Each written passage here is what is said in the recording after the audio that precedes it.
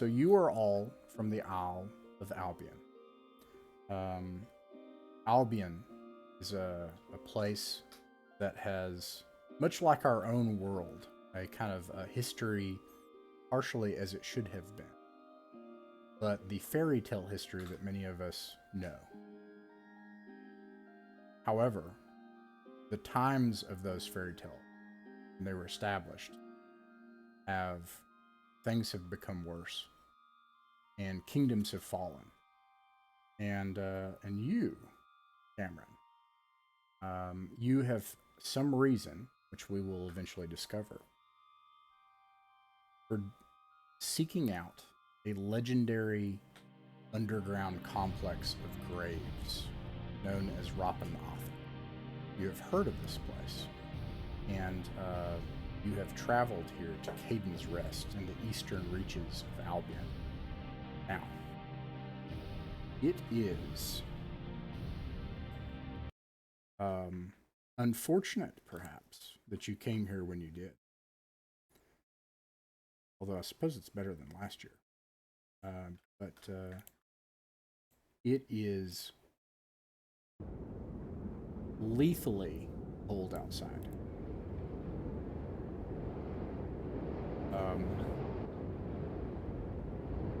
Temperatures in Somrain of the 27th. Although it's clear skies and the snows it's not snowing today. It is minus 26 degrees Celsius in the day and minus 43 at night. Everything is sheer ice. I know you're wrapping up even more. It's miserable even to hear, isn't it? So, you've probably you probably realized so. Yeah. True. You probably came in on one of the last ferries. Caiden's Rest subsists primarily from the ferry keelboats that travel this river in the far eastern reaches of Albion. Those keelboats have since ceased their travel for the season. So now here you are. Whether you intended to travel back and forth or change your mind, lose your nerve, it's too late now. And what's worse is, I think you have 3 gold pieces. You do not have any money. Now, you have heard of a mercenary company that claims to have been in Rappan Athuk, and that's where we'll begin in the evening. In the past few days, you have probably become aware of this place. Oh.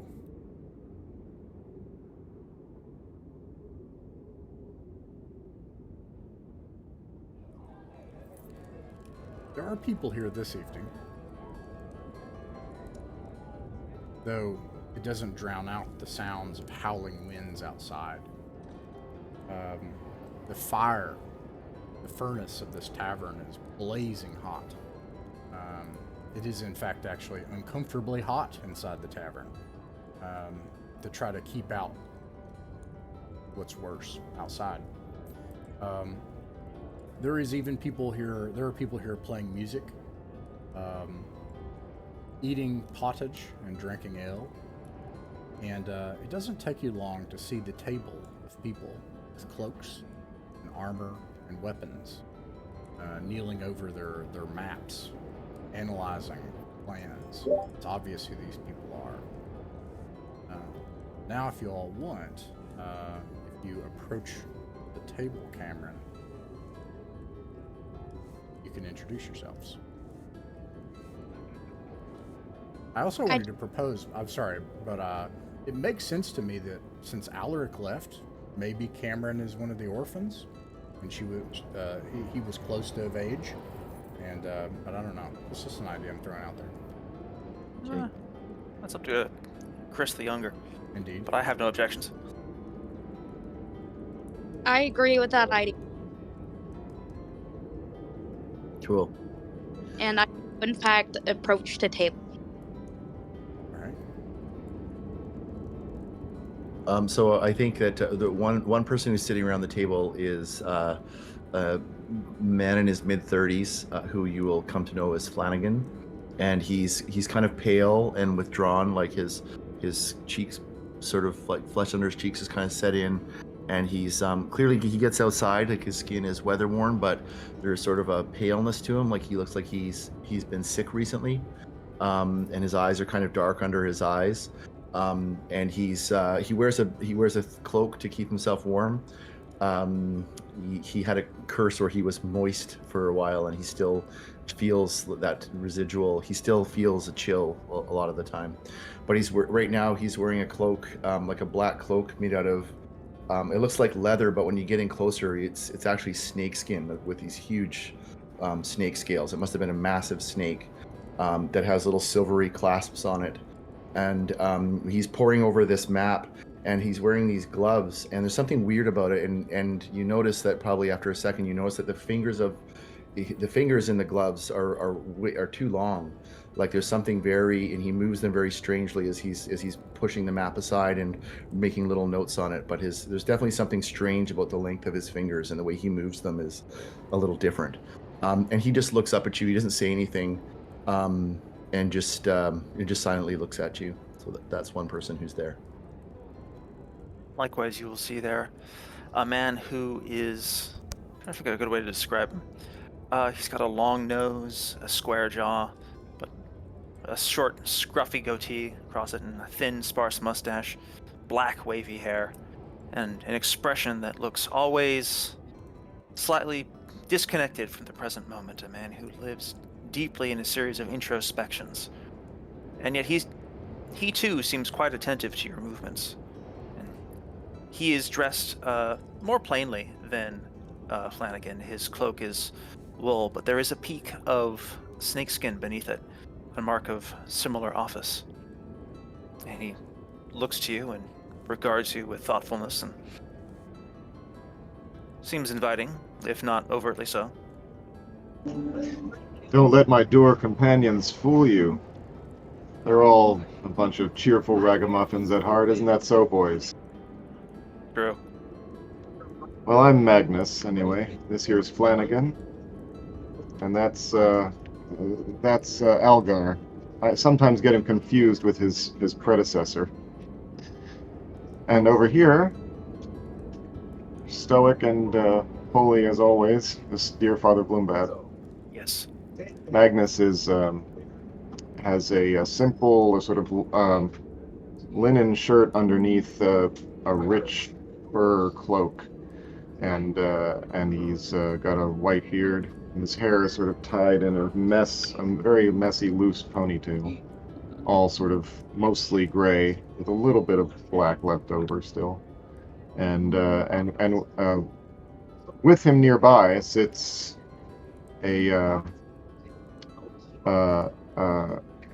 our buddy. What? I don't know his name. I don't know if we ever heard his name. I apologize. That's one of the things I forgot to ask.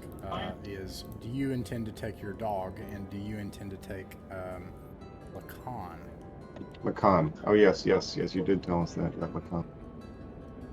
I do intend to take Lacan because I think it would be nice to have somebody that can. I don't know. Sure. Kill people? Someone who we won't miss that much. Do the murdering? Yeah. I'll tell you the yes. whole story of Lacan later, but Yeah. And suffice to say, he gave us quite a spook. Suffice to say, he's my good friend now. Yes. But then I indicate, I nod towards Father Bloombad, the moral center of our company and of all Caden's rest. Mm-hmm. Yes, Father Bloombad is he's a tall man with a clean shaven but with a hard face. He's wearing plate mail and a snakeskin cloak also, and he has a glowing holy symbol hanging from a necklace around his neck, and he looks at you with probing eyes.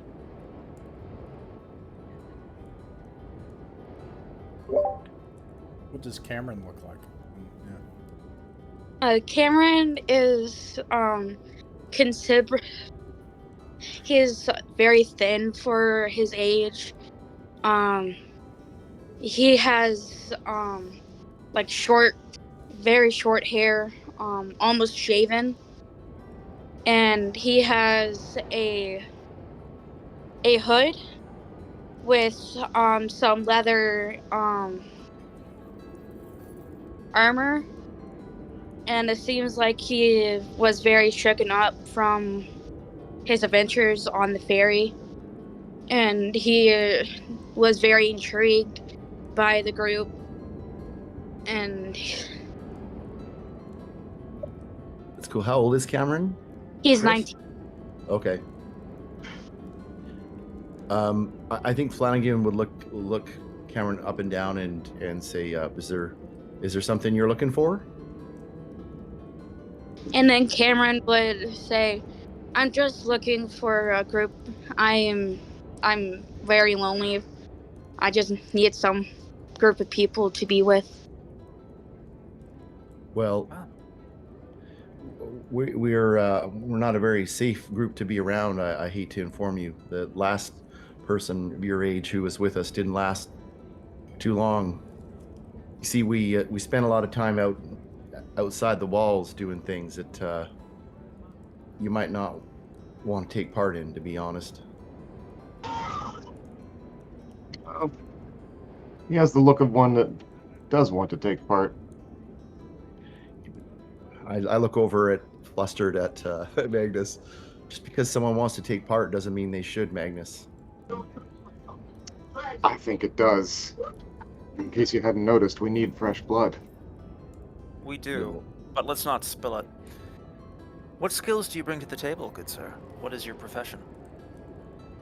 I worked in a leather factory, actually, before I went on the ferry and I arrived here. So I can make a range of different leather material. That's a useful skill in town. It's less useful in the field, I think. Well, you never How know. are you with have you ever wielded a sword? Or a dagger? I actually did have some experience with swords, daggers, and different other weapons. Alright. Have you ever delved into the underworld before? I have not. It seems very interesting, though. It Well, is, it is but you must understand that it is a place of genuine and extreme peril. Nothing like I haven't handled it. Well, if you're willing to hold a torch, I suppose we could use someone. And he's just kind of shaking his head, and but I mean, you've been warned. It's I guess what you'd say, high risk, high reward. But if you'll forgive me if I'm not overly friendly. I've lost a lot of friends down there, and it's hard to open my heart up to every single person who comes to the table and says they want to come down with us after everything that's happened and the number of graves we've dug and stood beside over the year. You've earned your dourness quite fairly. Yes. I'm prepared to endorse you coming along, but you must be prepared. But you must understand, your priority must be your well-being. We will attempt to keep you in good shape, but you must not. But we cannot protect you from your own bad decisions. Are you prepared to be cautious in the face of peril? Yes. Yes, I am. All right. Can you handle a spear? Oh Yes. yes, that's So- oh good.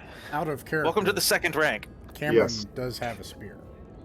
Oh A good. spear, a short Okay. bow, and a dagger. So there's that. Oh, that Oh, helps a okay. lot. Great. Yeah, then that would have been obvious. Yeah, that would have been, hey, look, there's a big spear on your back. Perfect. All right, stand behind me, and I'm sure we'll do fine. Yeah, you stand by my side. I use a spear myself, and we can have a front rank and a rank in the back. But we'll get to that when we get there. Yes. We Okay. leave early in the morning, so you got to be up in the morning. When we leave, we don't dawdle in the morning. The journey south it's hard during the winter, but there are stops along the way we can use to recover from the ordeal. Flanagan, apart from whatever any plans that you want to make or discussion, organization for things, tactics, etc., it is the condition is extreme cold. So it is similar to the last Darkentide when precipitation falls. You lose 2 hit points per day, but currently, with no precipitation, if it doesn't come, you simply cannot regain hit points unless you have both fire and shelter. If precipitation falls, that's true, but you also lose 2 hit points. Also, horses will perish if not stabled. Also kept warm. We can leave them in the tower, right? There is I no don't think the stable tower at has the proper tower. stabling. Right. Okay. So, does that mean? So this is where, Chris, we like. So I'm the caller. We take turns every week, and it's sort of like a secondary to the dungeon master, wrangling the players kind of thing. So maybe this is a bit of a caller, like to us now as the players to figure out how we want to approach the dungeon this time. Well, it was similar conditions last time. Okay. We made our way on foot to the tower. We stayed there and then struck off again the next morning from the We went tower. we went with one of the supply trains that goes south, provisioning the towers. Okay. Cool. At additional expense was 100 gold Yes. pieces. You I paid the 100 gold. yeah, and 100, so then 100 gold total to get out there. yeah, because then you just traveled with the caravan and waited. One person died in the caravan to something, but yeah. Something awful. Okay. What do you all think of that then? I'd be happy to pay it this time, and we go with the caravan that goes to. If you look at the map, Chris, there's like on Otherworld Adventures, there's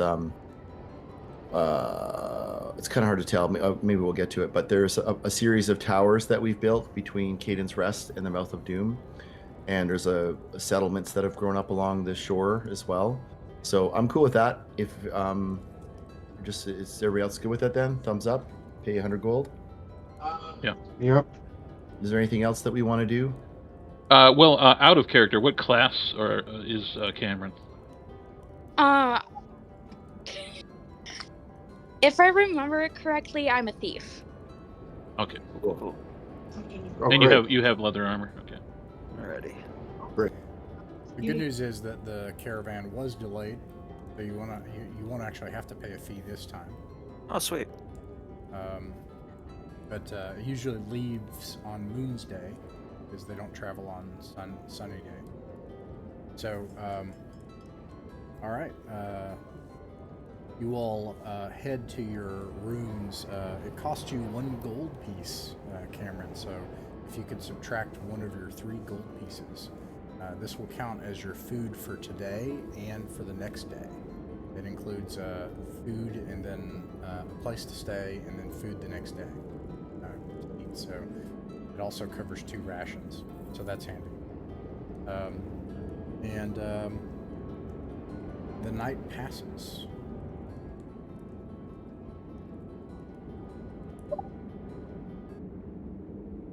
And the next morning, you awaken. Thankfully, mercifully, it is still clear skies today. It looks like precipitation should not fall in the next few days. The winds are light. It is miserable, but with your heavy cloaks, you're able to hitch yourselves to the caravan and ride along. They are thankful to have company, this company of heroes. The caravan is happy to have that anyways. Let's see here. Now, since you're following the caravan, they're going to take a common path. They have essentially created this path. It's a little different than what you usually do. They follow the red quay, and then they go up to this hill where the logging camp is, and they spend the night. So that's one day. And that's where your first tower is.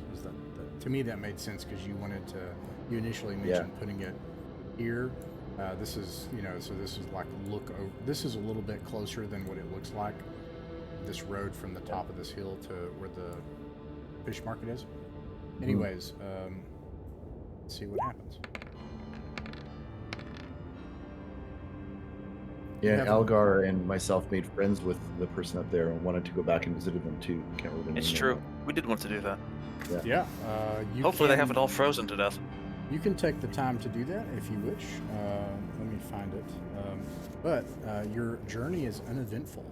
Apart from it being cold, it's also beautiful. It is like a winter wonderland. Icy, but white. And when the sun is not too bright, it's quite fantastic. You can see the threatening dancing lights far to the north that many people say are caused by demonic happenings far, far to the north. Let me find your friend.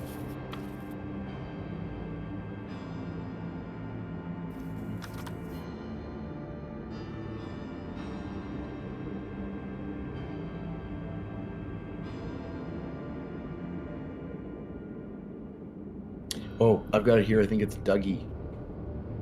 It's so weird. Oh, here it is. Yeah, Dougie. Do you depart the tower and the caravan and go into the village to try to find your friend? Yeah, in the evening. I know we don't want to spend too much time on this unless the group does, but I think I suppose. I mean, maybe they have news or something. Yeah. I'm always in favor of putting in an appearance. Yeah. Letting people know Very we're fun. around and... Okay. I'm trying to decide if it makes more sense to introduce Cameron or to not out of character. I know you're probably going to be fine. In character, I'm like, if I introduce them and then they're not with us on the way back, that's going to be really awkward. Let's just keep it simple for now. Yeah. And just you guys, have a combo. This is Cameron. They're our squire. Okay, so I'm sorry, Jay. Is your decision is to spend the evening with? Yeah. It sounds like everybody wants to do that. That sounds good to me. Great. Okay, so you travel from the tower that's under construction to the little logging camp. They have fortified themselves for the winter, subsisting on all of the dried meats. They've brought the animals in to essentially sleep with the animals to preserve as much heat as possible. Everything they can do to try to ensconce themselves from the heat, but nonetheless, when you go in your black snake cloaks and you tromp through the snow to get to the house, someone opens the door and they yell and they're like, "The Hounds of the Pine!" and they rush out through the snow and they greet you and then people start peeking their heads out from inside the house. Now it is miserably tight in here, and uncomfortably close to both baying animals and a lot of people. This man has a lot of children, but you don't have to pay for food. We're starting to get the wrong impression of how this game works, as they welcome you warmly into their house, and they're excited to get to provide you a meal for the evening. So you all don't have to mark off any rations for today, and all the little kids badger you to death for stories about your adventures. I bore them to tears. Yeah, I'll happily share as well. Go ahead, Ross. I hope you all edit it. Yeah. Editorialize it heavily. No. This is medieval style child rearing. We scare the bejesus out of them. That's true. Good point. Exactly. You're like, we need to really scare them. Like, yeah, that's a good point. A fountain of pure filth, boy. Ew. That's great. And, it's a good opportunity for us to, bring Cameron up to speed on some of the weird stuff that they're likely to see on the way down tomorrow. Right.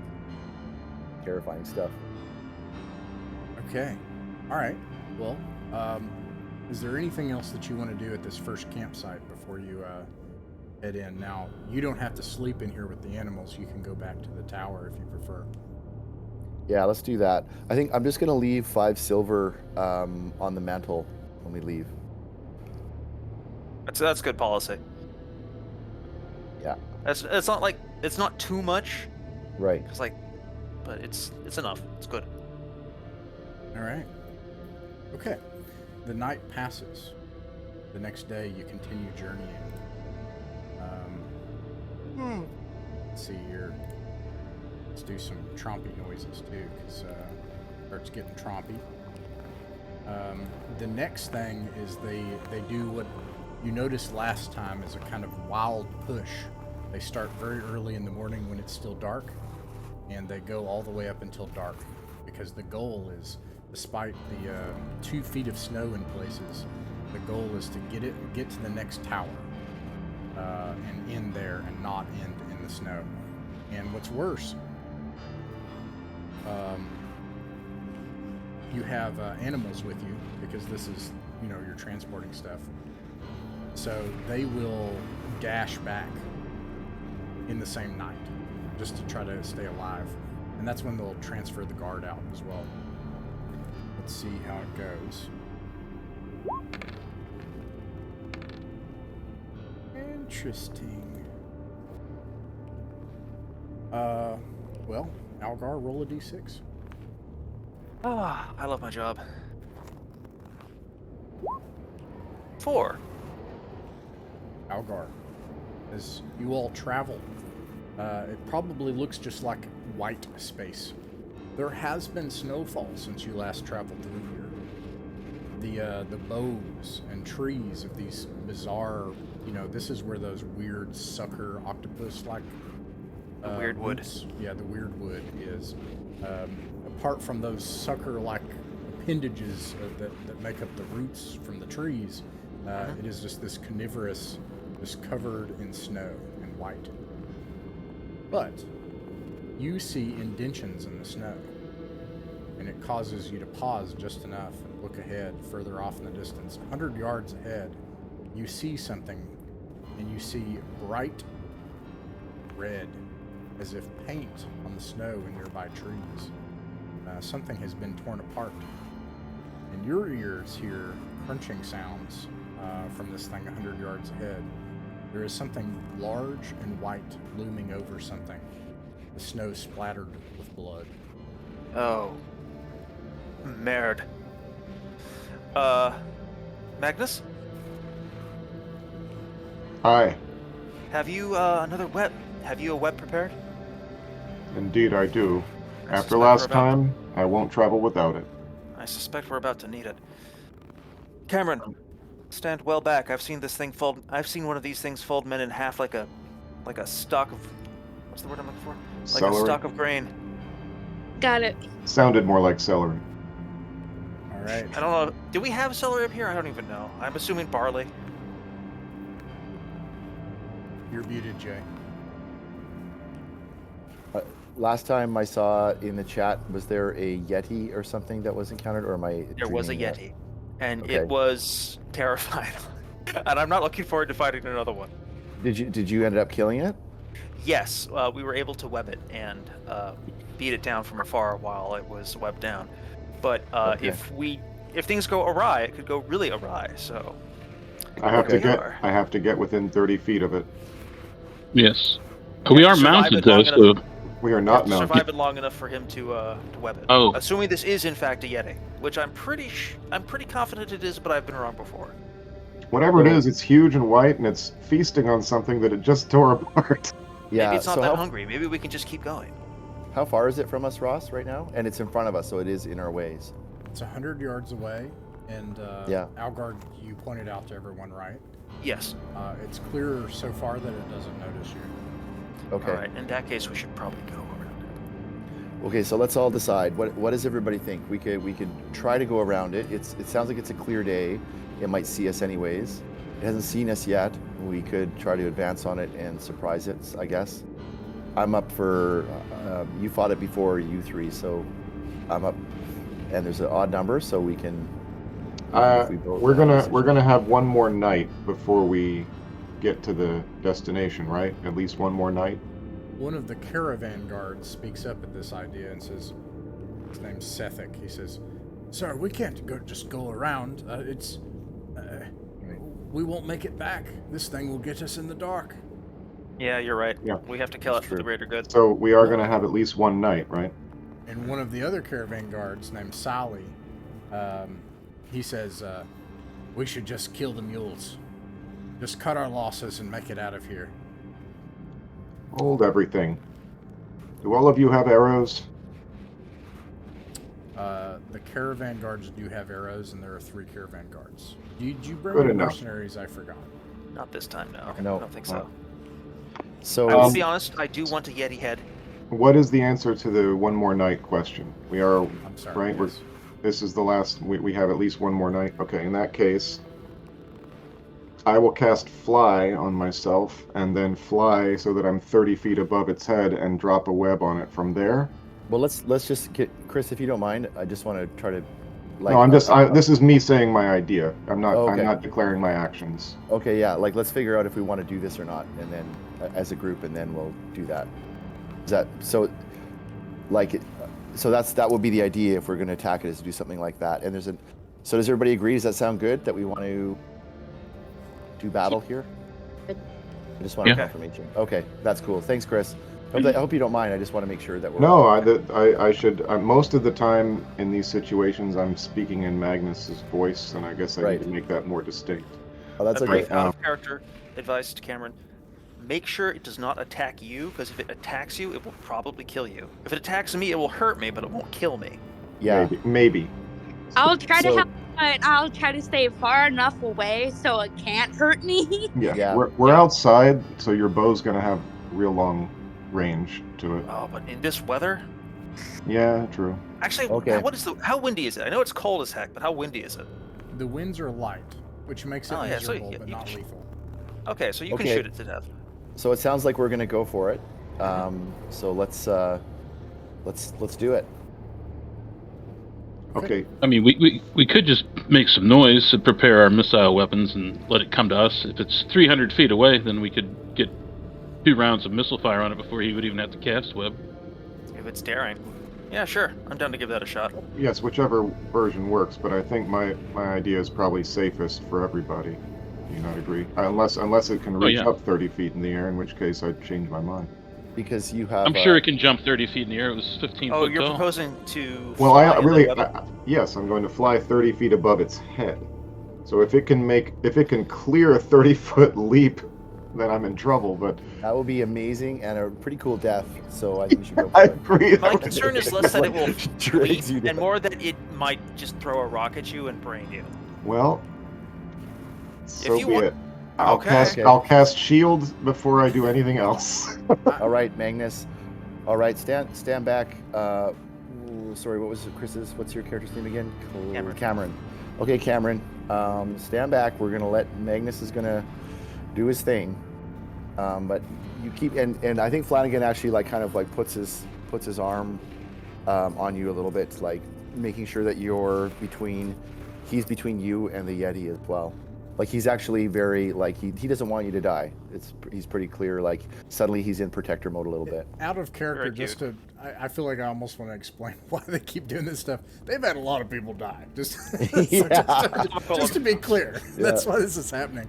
But a Just couple. throwing themselves in front of camera. No, take me instead. Yeah, totally. I also want to note, I don't know if you looked at the setting gazetteer, but you have never seen magic before.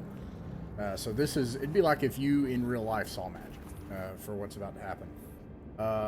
Magnus, just so you know, It's floating. yeah, just so you know, I want to tell you what what the deal with the devil is here. I will simply give it a 5% chance. So 5% chance of hitting me some way, or Yeah, of trying to grasp you, or because essentially what you're going to do is you're going to get just in close. I'm assuming the best case scenario. You're the just gonna range get- is 30 feet. Yeah. So you're going to just get you're going to just at its zenith, pop, and you're going to cast web and get out. I'm assuming the best case scenario. Even in that best case scenario, I'm going to give it a 5% chance to be able to get you. It's just a. I'll take it's it. just a nat I'll 20. take it. I'll take it. OSR forever, baby. We've all got our arrows out. I imagine we're all waiting with our bows, right? I certainly hope so. Yeah. Make the best. And the thing lasts for 2 hours or something, right? No, is it or something like that. It lasts a doggone long time. Yeah, I think it's an hour with the because it's so strong, but otherwise it's or is it 10 minutes because it's so strong or something like that. Whatever. Anyways, it's a long time. Yeah. This will 6 also turns or cost you all arrows. So what we'll do if you're okay with this, if you're not, we're gonna roll d20s and figure it out. Which will be funny because you may end up not hitting it and then it gets loose or something, and that's just hilarious. And before you shoot any arrows, I've got 2 uses of magic missile, Okay. and that's a way more powerful than it used to be before I hit 5th level. Oh yeah. All right. What I propose is a simple D100 roll because you're taking on a gigantic beast with a high armor class and a bunch of hit Yeah. points. Have at it. For arrows is what I'm talking about. Oh, Because it's going to cost everybody some arrows. Let me start with the guards though. All right, here we go. All right, you can move your token. And sorry. then I'll- 1 second. Yeah. Blue Bat, is there anything that you want to say about this? I just want to make sure you get a chance to. No, Okay. I'm good. Cool. And Chris the Younger, Cameron, anything that your character wants to do or say? He's just on board with it. Just he's understandable why everyone is trying to protect him. Cool. And Oh, go ahead. So, yeah, I can't superimpose my token over it, so but I am going above it. So Sure. I know you're giving it a 5% chance, but from the role-playing standpoint, I feel like it's got the least chance if it has to do a straight-up leap up into the air to get me. It'll be a confluence of things going wrong. That's how I see it. Okay, Like perfect. the Yeah, Swiss perfectly cheese model. fine. So here Understood. we are. Yes, and everybody, you see Magnus just float up I into cast- the air. I cast shield. Shield Okay. has been cast. Okay.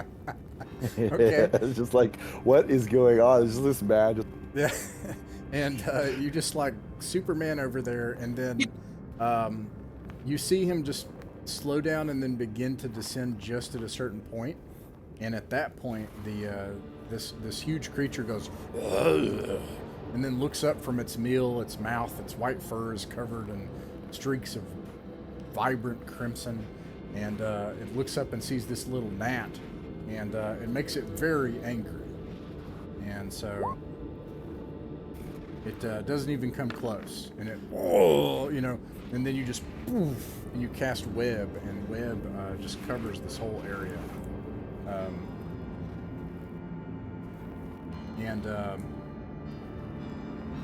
goodness. Here we go. And I'll sling both my magic missiles at it, just so we can at least. Soften it up. Well, is that gonna? I mean, because it's auto hit. Is that gonna? Can I ask for that to reduce the amount of arrows that it's going to take to kill this thing? Yeah, let's do it. Okay, so I'm gonna spend both magic missiles. Are we gonna roll initiative and stuff, or? No, I don't think there's any need. Why don't you go ahead and actually roll for the damage for those magic?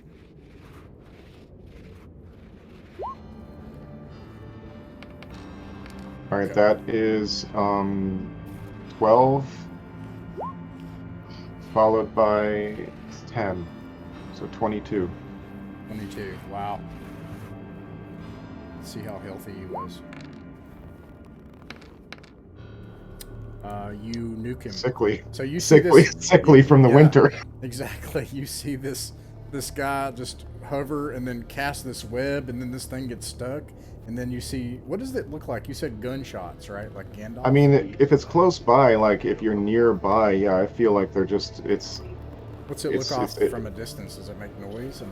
I think from a distance, if there's any precipitation, you might notice like puffs of snow or you know, wind sort of like, you know, dusty snow blowing Gotcha. around what he's doing. Yeah, you I just sort see of lean over to Cameron like, he's showing off a little. but 100 yards away, you can see tufts of blood. To our modern eyes, it looks like something getting shot with a gun, with like blood sprays shooting up from this thing, and it roars, and finally, you can see the snow just like impact as snow billows out from it, and you come back, and the thing's dead. There you go. I'll come back and come in for a landing, brush off the snow from my cloak, and say one of you younger types can take the head. Well, that's well done, Magnus. Hopefully we don't run into a second Yeti. Uh, Let's jump in. if we do, I'll be in my tent. Cameron, come over here. I'll show you how to skin a Yeti. Oh gosh. Cool. He's a tanner. We finally have someone who That's can it. make who can Yeah, turn that's this true. into a coat. I want a better coat. It's cold out my here. God. Yeah, That's a good Yeti point. coats. Yeti coat. Yeah. Amazing. See, Let me write that Yeah. down. they're already. Cameron is already pulling his weight. The leather was a Yeah. good idea. Yeah, Chris the younger, do you imagine that Cameron, like, you're a tanner, right? Was that what you were a leather worker or something? That's right? Yeah. Do you imagine that you would show when you're sitting there with Algar that your expertise would be apparent with this kind of thing?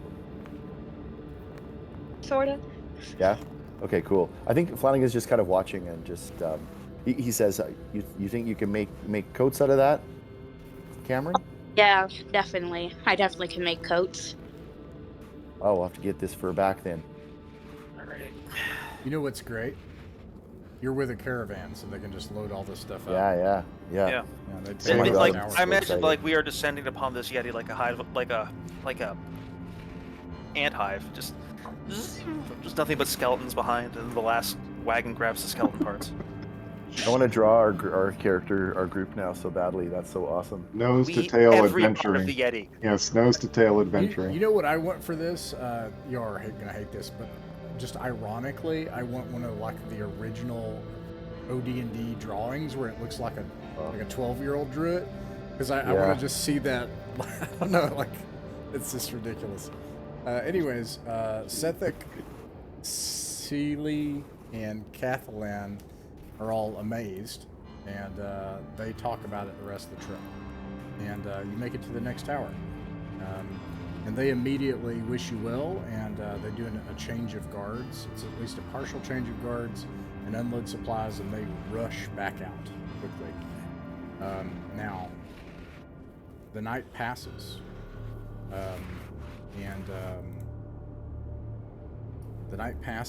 and without any further incident in the tower, they're happy also to see their castellan, whatever title we agreed on, the commander of the mercenary company, there to actually kind of see what the post is like. These posts are not completed, so they're like stacks of frozen stone and lean-tos and mud and daub on a they're all not built up all the way to 30 feet yet, and it's sort of like a shanty almost, with the potential of eventually being raised to being a tower. Well, anyways, That's cool. The morning comes, and interesting. Where do you go from here? I guess is the most important question right now. Okay, so we are just outside of. How far are we from the? We'll be able to make it pretty handily to the mouth of doom sometime today, right? On If all foot? goes well. Yeah, it'll probably take, because you're also climbing a mountain, it'll probably take a quarter to half of the day. Okay. So I think I'm gonna leave another silver per person for anybody who's working on this at the tower, just as a thank you. I mean, it's hard work out here. It's dangerous, and I just want to give them my appreciation. And then I guess so. Does everybody agree? We're just gonna beeline it, right? There's nothing else we need to do. Yeah. We got So bellies full of Yeti. Yeah. The ranger could maybe have done that, yeah. So that's actually your food for... Do you want to try to make food out of it? Does it seem safe? Because I remember in the past I've enthusiastically attempted to eat things which I shouldn't have tried to enthusiastically eat. I don't know if this makes things better or worse, but if you cut into this to get its hide, you see vibrant, fleshy chunks of meat that you could pull out. Okay, so at least it looks wholesome-ish. Like it's not tainted by chaos or rot or disease. Yeah. Not riddled with parasites. I think it'd be cool. I mean, parasites are just more food if you cook it properly. But like, sure. Sure. It'd be cool to have a big feast with these people who have been up here pretty far away, and it might give them some respite as well. Yeti. Here. Yeah. They look kind of a little bit suspicious or curious at first, but then when you fire up all these giant things of meat, they partake in it heartily. They have sadly nothing to offer you in return except their credit. Yeah, it's fine. Well, you're doing everything you can here. Someone had to eat this Yeti. Yeah, and we wouldn't ask anything of you. You're up. I don't expect you to be being hosts. All right. I would never have been able to eat the whole Yeti. It's too big. I needed someone to share it with. Actually, on that note, I'm going to skip away for a second and grab a drink. All right. Well, that went well. Flanagan, I trust you to handle the mapping. I will do my best, my friend. Yeah. Let me describe this as I mentioned before. As you zigzag your way up this icy pathway, from the mountainside, it takes you hours to travel up. Until finally you see, hanging with icicles, a dark, simply sheer darkness leading into the rock. And finally, covered partially in snow, the form of it becomes clear as you get closer.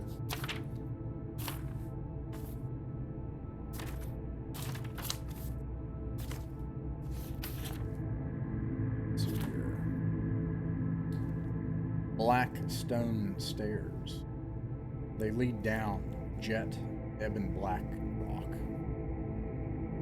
leading down from the mouth of a demonic face whose maw you enter. It travels on for a long ways. Just stone on either side and jet black rock is the stairs. Until finally you make it down into a long stone landing. When you make it onto the stone landing, you can see that the stone tiles are about 10 feet by 10 feet. There is a room around you, entrances. Sometimes there are symbols, writings above the top, inscriptions along the top of doorways. It has a faint smell of old rot, like a graveyard. And when people light their lanterns and torches, you can see that the torches seem to gutter slightly in the old, stale air. Additionally, it takes a moment just for you to get your balance.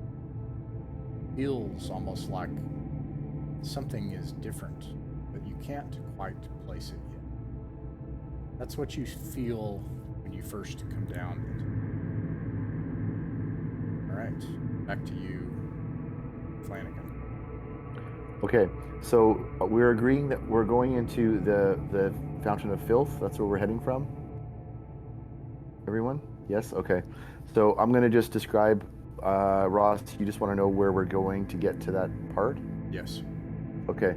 So Chris, just so you know, Chris Cameron, we have to describe how to get to the last place we came. So I'm looking at a map that I posted on Otherworld Adventures. It's like the first level. This is basically explored. I'm just gonna like call through where we go. And there's a place called the Entrance that's kind of in the middle. And so from there, Ross, we will head south through a door that has a star over it. Then we head east for about 70 or 80 feet to a T intersection where there's a pit trap. And we skirt across the pit trap carefully around the corner and then go south and then turn west past a cave-in and then to the end of that hallway back north again and then west again and then south where there's an old barracks to the east of us and then to the east and then we go south into a room that is lit by these big braziers with green flame coming out of them and these huge pillars in the middle of the room. There's and a from greasy there place on the floor when you come into this place. Go ahead. there's a what? There's a what? There's a greasy place on the floor. It just looks like a big, giant, nasty smear on the floor shortly after you enter. The braziers are still lit with a green arcane flame, still burning. Go ahead. Is that grease from where we killed the snake, or is it something new? Okay. Mysterious. Okay. Should we keep Slugs. going? Well, Slugs, now I want to would you look examine for the grease a slugs? little more closely. Okay. And we're gonna stop and do a little grease check. You look around. I You look don't at the see- ceiling. I look at the ceiling. Okay. You look at the ceiling. You don't see any. You don't see any slugs on the ceiling. Have Okay. I tasted this grease before? You Don't gonna taste the it. grease. Don't taste it, Algar. I'll sniff it first. It smells awful. Okay, then I don't taste it. Is it fresh? Like, I wanted is it? you to taste it. I was so excited about you tasting just it. like. That's the only reason I play these games, to eat things I shouldn't. Eat things that you find. Flanagan will just touch it with his. Actually, Flanagan takes off his glove, and Cameron, you see that underneath Flanagan's gloves, there's these long insectile fingers with little hairs coming off of them. Like it's pretty horrific. But he uses them, and there's this sort of like smoothness to his movements when he takes them off, and he just touches his fingers to the grease. And then puts it up to and feels it in his fingers. Is it fresh feeling, or is this? I'm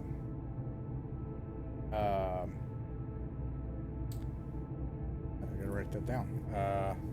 Oh God, watch this. That is a 4 on a percentile dice. I scream. And I'm gonna have a fly head. I'm gonna describe what Flanagan experiences, but the rest of you do not experience this. Okay. Yet maybe. And then I'll describe what you all see. Okay, so Flanagan, you are suddenly seized by a vision when you touch this. You see. You actually flipped to it. Sorry, just things I didn't expect. Jeez. Every session is always the unexpected. Hey. True. Flanagan, you see a massive stone cauldron. Looks as if it's probably 20 feet apart.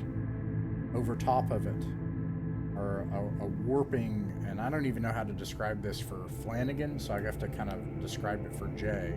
Imagine an M.C. Escher style staircase in the sense that the top of the staircase looks like it goes smaller than the bottom size part, but essentially it's like a smaller space where it's probably 50 feet high, and there are 3 staircases that are supported by nothing, warping micro-sized into some small point.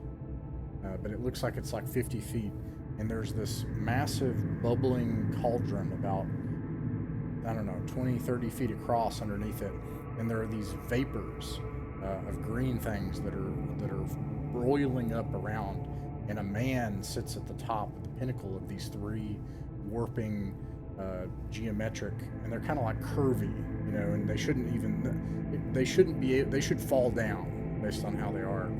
But at the top is a man in robes. You can only see under the cowl darkness and glowing eyes, and he holds a scepter. And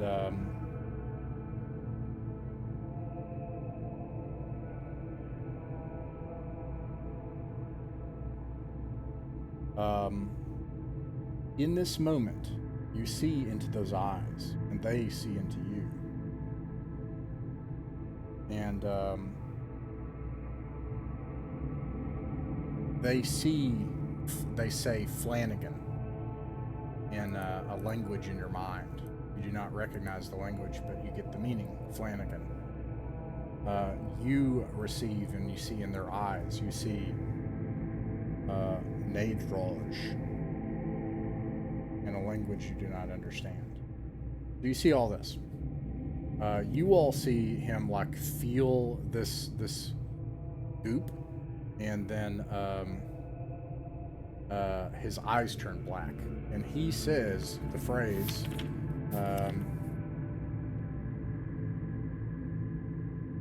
Nargarshapan. Oh God. Do I recognize what language is that? Drunic. I speak that. What is Drunic? That's the Chaos chaos language. language. Nargashapan? Is that a name or a proper? Is it a different kind of proper noun or a? It's like a really, I think Father Bloombad would know what this is, because like they have these like really Nargashapan, like this like a long form name in Drunic is the name of a demon. Nargashapan comes out of my mouth. And do I wake up, or am I still in this with black eyes? You do wake up, and I want to see where is my book for these things. It's over there. I'm sorry. Let me see if I can reach over there and get it. That was an exceptionally cursed grease stain. Yep, that's an interesting grease. I'm going to try to collect some of this grease. You collect the grease. Let me see here. Do you really think that's safe, especially after what it did to you? Yeah. That's like his whole thing. This is why I want to collect it. Let me see here. I'm sure it'll make for a fine ingredient. If it did some creepy stuff like that, I wouldn't want it. Like, Well, I've often found that that's the difference between many people and myself. Or Flanagan. Flanagan, Magnus. please roll a d20 plus 4. Okay. Is this a saving throw? Yeah, I'm sorry. Let's see if you save first. This is a save Okay. versus magic. Okay, I have -1 for against reminding. spells, which I think is a fighter trait, actually. Excellent. So I think that's a bad thing, right? Well, that does sound like a bad thing. Yeah, I'll roll 1d20 and see what I get here. Ooh, it's a pass regardless. Excellent. Nice. Okay. Yeah. Why don't we see? I'm just curious. Could you roll a d20 and a 4, and then just to amuse me, I'm just going to see what would have happened. I won't Yeah, tell yeah. you. It would have been a 10. Well, that's You can actually give- pretty cool. Oh. Dang it. So I wake up, I guess. Yeah, you wake up. Oh, what happened? I saw something. It was someone was looking at me. You're overwhelmed. For a moment you seemed possessed. You spoke in a tongue you know not. Yes, some creepy old man or wizard or demon was looking at me, and he said my name. Magnus looks up at you from collecting the grease. I don't think you should touch that, Magnus. I'm not touching it. Magnus is a professional in the unhygienic arts. Tell us more of this man of which you speak. Were you gonna say something, Cameron? Or just doing a? I think he Oh, was Chris, agreeing. I think he was think just needed agreeing. a second. He was I think I just agreeing with needed you. a second. I think it saw me. I think it can see. It knows I'm here or something. It was there were stairs. It was a big. There was a big cauldron, huge, as big as a room, and there was stairs that led up into this like to a point, and there was a man standing there, and I couldn't see his face, but I could see his eyes, and he looked down at me and he said my name, and I could tell he could see right where he was looking right into me, but then I knew it wasn't a man either. It was. We're collecting too many omnipotent opponents. I press my holy symbol against your forehead just in case. Okay, Just give him a good rub down with the old light. I'll let you do that. Between this and Turlane, we're starting to feel a little outflanked. I'll like Turlane close. is in this thing's. Oh, I'll close my eyes and let the symbol press against my forehead, and let Bloombad do whatever he wishes. The Bloombad called Magnus's name a minute ago, but there was stuff going on. What did you want? I was just going to say Magnus walks on different paths than us. Well, Cameron, this is, it's just a piece of grease. Maybe that looks a bit scary, but, I didn't mean to scare you there. Nothing happened. It's all fine, but just watch what you touch in here, all right? Don't touch the grease. Got it. Hey, Good rule of touch thumb. no grease. Good rule of This thumb. is the sort of place where if you spy an unexpected patch of grease and touch it, you may apparently be visited by foreign powers. So, We need So to as- start writing down. if a you list wondered of, why like, we were so preposterously cautious at the prospect of bringing you along, now you know. This is a nonsensical place full of malevolent perturbations to the expected. 500 XP to the person that writes a 50-item list of Murphy's Laws in this place, like don't touch the grease and stuff like 500, that. you said. It's pretty good.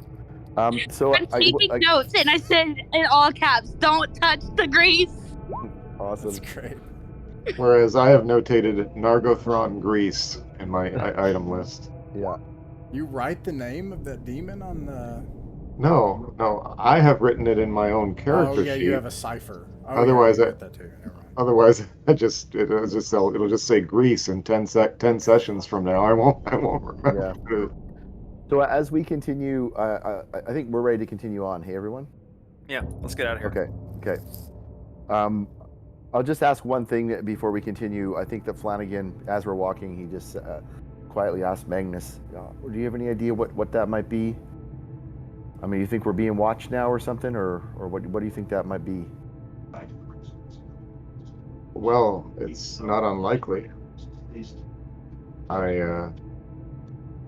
You say I didn't recognize the name, but Bloombad did, so.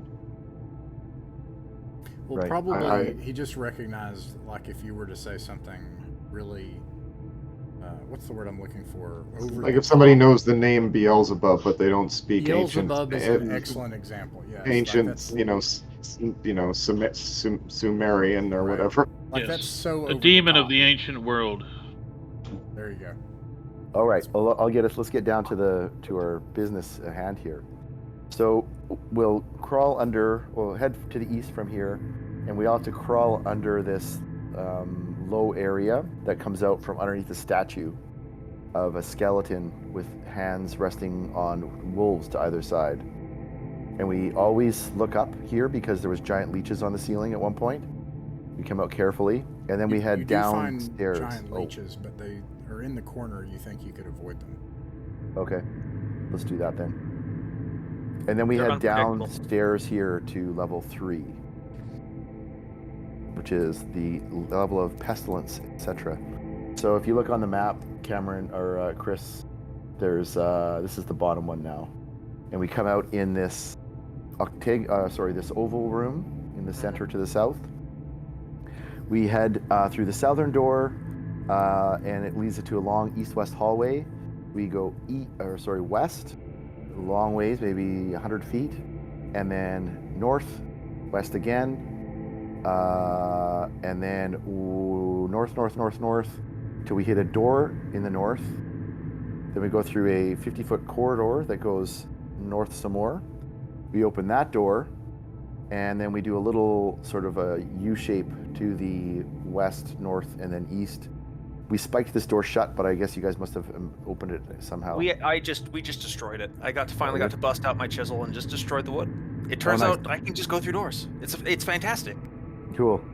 So that door's been slashed down, and I'll make a note of that. And that door's like not openable anymore. It's not closable, but there's no door there. Yeah, cool. It's just a doorway. Awesome. And from there we're in a room that or used to have some stank ass fluids coming in from the northeast, Mhm. and I guess we'll just follow through that into through the stream into this big circular room where there was the blasphemous statue and this fountain in the middle. Yes. And that's all gone, Flanagan, and the streams are no longer there, and the floors are Ooh. completely dry. Oh, The curse on this place has been lifted, at least for now. awesome. Okay, and so in this room, I guess you'll have to let myself and Chris the Younger know where we should go, this long passageway that you found. Yes, I lift aloft my torch and I point easterly from this direction down the easternmost passage. The eastern flowing stream leads into a long hallway, from which it occupied the bottom area, and that takes us east a while, then south a while, and I believe it takes us to a T intersection, which goes south and west. And the west path very shortly leads to a very long downward stairway, which is like kind of unsettlingly long, and then leads to a landing below. Okay.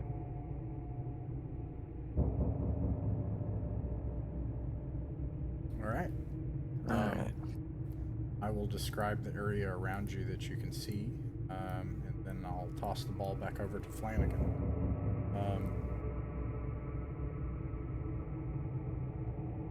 These stairs seem to go on for a long ways.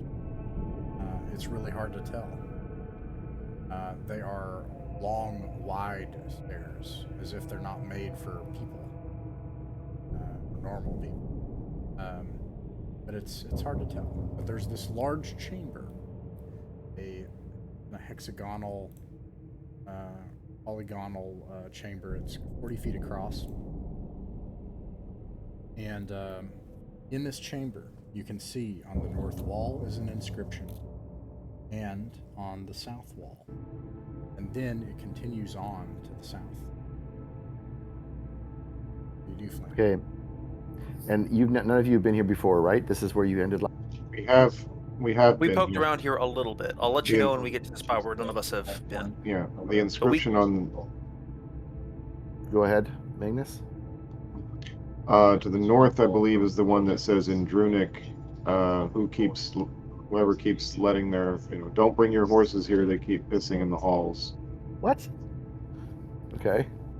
and it's very old. The Yeah. inscription. And then a little south from here, there should be a stable through a western door, I believe, that has some undead horses in it that Oh wow. we had thought to maybe get on and ride tonight's session. Oh my God. It Okay. occurs to me, Cameron, have Okay, you said so. Cameron, Okay. Cameron, you have no experience with the undead, I assume. You've never seen one who has been killed rise again. I have not. You're about to. Try not to panic. It's very unsettling the first time. If I do faint, please somebody catch me. I will do my best. We'll do our best. Okay, so I guess we'll head into this room since you all know it already. Fair enough. To just come into this room, come around the corner, and head to where you last saw. Yes. Okay. Okay. Wow, this is big. Oh, yes. This place is gigantic. The next thing that you see as you follow along the south corridor is you see that there is a stable. Your right, east. The stables, anything of interest here is long since rotted or molded into the old wood. There are chunks of the wood up, furniture that's fallen in. The two major doors have simply collapsed in. And while it's not depicted here, there are 10 horses in here. They are very unusual for horses because they are standing, but otherwise do not move. They maybe swish the skeletal remains of a tail, the vestigial appendage that is left of it every once in a while, but they simply wait in a docile way. And otherwise, the horses have chunks of old, I would say, like petrified, like flesh, where it's just blackened and stuck to the bones. And the rest is simply bone and rotted meat. And they're missing eyes and parts of teeth, some bones missing and things. There are 10 of these in here. Across from this stable are 2 large double doors. Above the doors are scrawled in large letters in common, in Woldish. The gut. It looks like scrawled. It looks like this. The gut. Okay. We're going to call this level the gut.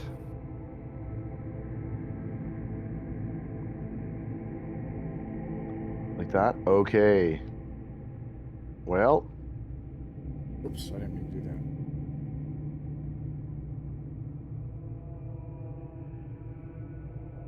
that. Okay, everyone. So, what are your thoughts here, everybody? I mean, you were here last time. Here you want to ride some. Do you want to explore the stables a little bit more, or search anything in there, or should we check out this gut door, or something else? I'm not too inclined to meddle with the stables. If we had cargo, I might trust the undead to pull a wagon, but I wouldn't want to stand atop them. They seem like they're too frail. And frankly, I'm not confident they're safe. So is it the gut then? Yeah, the gut. Everybody feel good with that? Magnus, Bloombad? Okay. All right. Well, young Cameron, your ears may be better than ours. You're younger and haven't stood some of the deafening things we've had here. I wonder if you want to listen at this door and hear if you can hear anything on the other side. I'm willing to do that. Okay. If you're going to listen at the door, it will take 1 turn. Other people can do other things. In the meantime, you'll roll a d6, and you'll want to get either a 1 or a 2. Maybe I'll silently just I'll take my gloves off and say, I suppose you'll have to get used to this. I'll tell you the story one time, Cameron, and I'll just put my hands on the door, close my eyes, and just feel for vibrations or anything on the other side of the door, or temperature changes or anything like that. Okay. I'll see if there's anything. In the meantime, Cameron, what did you get on your d6? Oh, I'm sorry. I'm supposed to roll it. My bad. I don't know when I'm going to remember that. Oh, I rolled it again. It's my fault. I should have said. But anyways, a 4. So yeah, you do not hear anything. Usually with these checks, I'll roll them. That's my fault. I should have said that. And then you won't know. And I'll say, oh, you don't hear anything. And sometimes that's good, sometimes bad. Flanagan, you do that. You feel for vibrations. I'll tell you that what you're able to feel with your filament-like tiny nerve-filled fingers is So gross. you get the sense of a immense hollow chamber, as if imagine a hollow object, and you can sense that it's hollow if you tap on it. You get the sense that it is something truly immense. I think there might be a big room in there, everyone. Okay, do we want to do anything special opening this door? This is like a new level. We have no idea what the hell is beyond this. Or do you want to do our usual, just someone opens it and we go in? I guess I'm wondering, like, Heretic, do you want to wait to find traps, or do we want to just kind of go for it? I feel like this is a good opportunity to search for traps. It seems unlikely, but I mean, let's a door this search ominous. and I can cast my spell. You want to give it a Might as go? well. Of note, Okay. 1, 2, 3 other people could have performed checks during that time. 4 people, Yeah. because you have an assassin as well. Yeah. So, Well, I wanted to say. wait, I checked those. I'm the one that rolls it. My bad. Yeah, I wanted to say that surely Locken will also give a listen, but also Rex is not with me. Just want to let you know before we got in any encounters. Yeah, I know that I put him on the token because I wasn't sure, but yeah, I'll delete it here. But he'll probably show up later too. But, That's fine. I just wanted to get that clear, and so that yeah. Okay, so everybody checks the door for traps. You're very confident that it's not trapped. Okay. Do we want to do find traps, heretic, or should we just open the door? If it's a huge room, maybe a great idea because I'll open the door. I'll open the door. Okay, let's do it. Heretic opens the door. Right, Father Bloombad, these big double doors that creak loudly. I'll describe what you see beyond. You see a corridor that stretches into the darkness as far as you can see in your light. It has a high arched ceiling rising 30 feet above the center point of the hall.